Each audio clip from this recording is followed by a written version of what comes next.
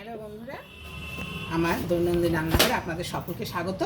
আজকে আমি একটা ইউনিক রেসিপি নিয়ে এসেছি। এটা আগেও দেখেছি, সেটা আমি অবশ্য পনির পাতুরি, সেটা আমি সব কিছু একসঙ্গে মেখে নিয়ে বসিয়ে দিয়েছিলাম, সেটা দেখিয়েছিলাম। কিন্তু এটা আপনি আগে একটুখানি প্রিপেয়ার করে নিয়ে করবেন, এটা আরও আর এক রকম স্বাদ হবে। ঠিক আছে, তাহলে এবার সাধারণত আমরা সাদা তেলে বাটার দিই, এটা কিন্তু সর্ষের তেলে দেবো। কেমন? এই যে সর্ষের তেলে বাটার দিচ্ছি, আমি দিলাম। এবার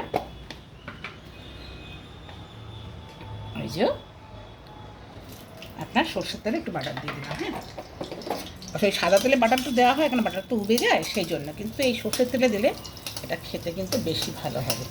কেমন? এবার আমি এই যে পনিরগুলোকে আপনার এগুলো করবেন কি জানেন, এমনি করলে না একটু সিঙ্ক করে যায়। সামান্য ময়দা দিয়ে আগে থেকে একটু মেখে রাখবেন। হ্যাঁ, তাহলে কিন্তু যেমন তেমনই থাকবে, আর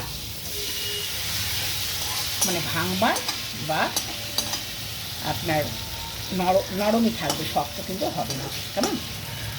এই যে তাহলে এবার আমি এটার মধ্যে এই পনিরগুলো দিয়েছি, এবার পনিরগুলো দিয়ে একটু ভালো করে ভেজে নিচ্ছি। হ্যাঁ, তারপরে আমি আবার দেখাচ্ছি। এই দেখুন বন্ধুরা, আমার এটা ভাজা হয়ে গেছে। পনিরগুলো দেখুন যেমন তেমন রয়েছে, একটু কিন্তু ভাঙেনি। কেমন? আচ্ছা, এবার এই যে অবশিষ্ট তেলটা আছে, এর মধ্যে একটু হিং দিয়ে দেবো। হিং দিয়ে দিলাম। আর এখানে আমি এই যে আপনার ক্যাপসিকাম, আদা, জিরে সব রকম এমনি মিশিয়ে রেখেছি। কেমন? আচ্ছা, এইটা এবার এখানে একসঙ্গে দিয়ে দিলাম। ঠিক আছে, এটা কিন্তু আর পেস্ট করিনি।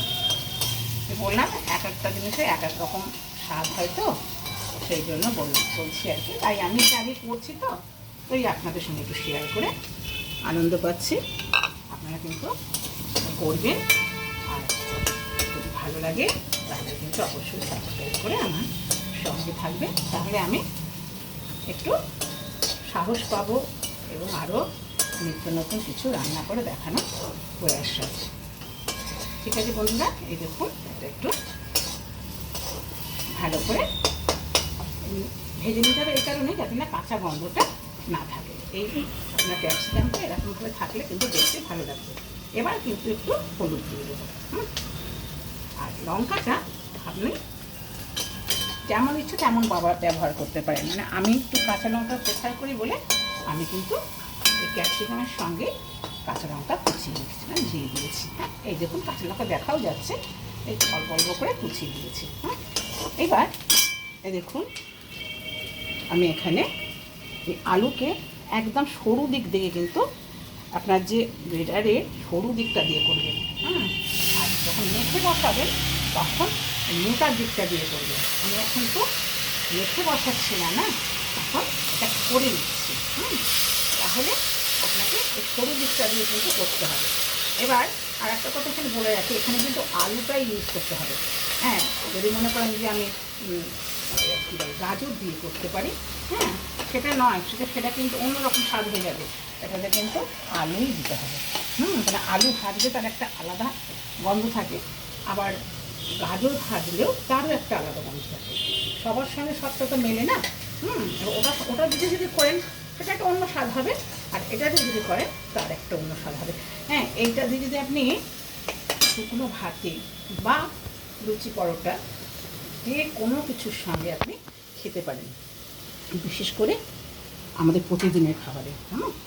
আর তাছাড়া লোকজন আসলেও আপনি কিন্তু করতে পারেন, কারণ তারা খেয়ে আনন্দই পাবে।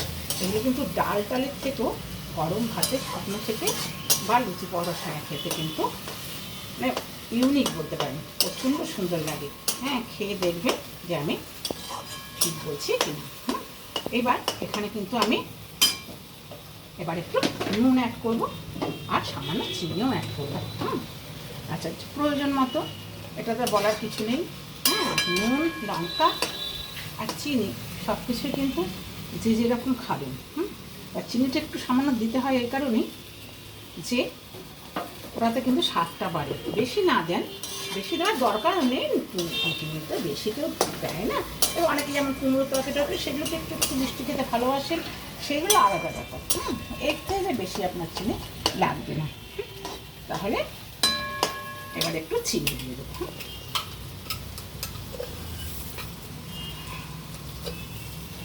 আচ্ছা, হয়ে গেল। এইবার কিন্তু আমি এখানে এমনি টমেটো ইউজ করব, কাঁচা টমেটো ইউজ করছি না। আমি এখানে পিউরি নয়, টমেটো সস, কেচাপটা, সস নয়, টমেটো কেচাপটা একটু বেশি পরিমাণ লাগবে, কেমন? আচ্ছা, এই যে এইটা একরকম স্বাদ হবে। আর আপনি সমস্ত কিছু মিশিয়ে যদি একসঙ্গে বসান, তার একটা স্বাদ হবে। কেননা ভাজা পনিরটার সঙ্গে এটা মানে দারুণ হয়, খুব ভালো হয়। কিন্তু তবে এই পনিরটা কিন্তু আগে একটুখানি আপনি ওপরে ময়দা ছড়িয়ে রেখে দেবেন, তাহলে দেখবেন জিনিসটা ভাঙবেও না, অথচ শক্তও হবে না, সুন্দর হবে।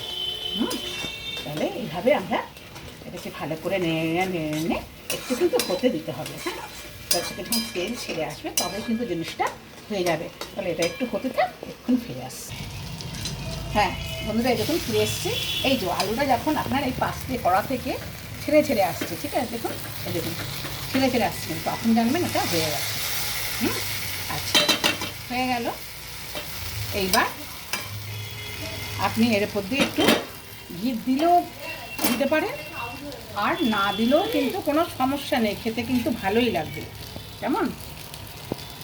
আমি এখানে একটু দিচ্ছি, কিন্তু বারবার বলছি না দিলেও কিন্তু কোনো সমস্যা নেই, ঠিক আছে। এরপর এরপর দিয়ে আমরা একটু ধনে পাতা, ঠিক আছে। এবার দেখবেন এভাবে খেয়ে যে কত সুন্দর এই রান্নাটা খেতে লাগে। আচ্ছা বন্ধুরা, সবাই আপনারা ভালো থাকবেন। ঈশ্বরের কাছে, আমার দয়ালের কাছে প্রার্থনা করি আপনারা যে জায়গায় আছেন সেই জায়গা থেকে আরও করে হয়ে উঠুন। আজকের মতো ভিডিওটা শেষ করছি, আবার অন্য একটা ভিডিও দেখা হবে। জয় গুরু।